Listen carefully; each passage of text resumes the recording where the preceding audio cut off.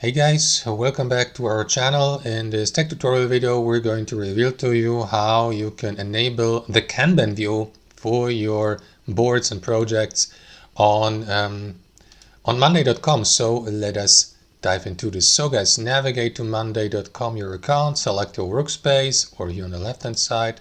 Let me go with that one here. And after that, select also your board or form.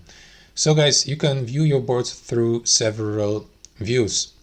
You will see the selectable views here at the top, your main table, which is also the default view, then the Gantt view if you added it, and any other views here listed. So if you'd like to add also the Kanban view, click on that plus button.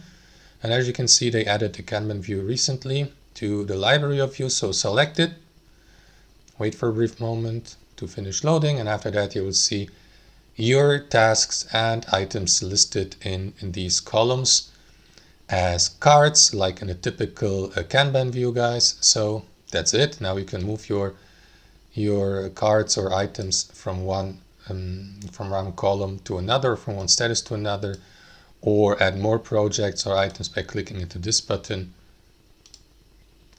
And there you go, guys. So that's it. Hope you enjoyed it, got some value from it, and we'll see you next time on our channel.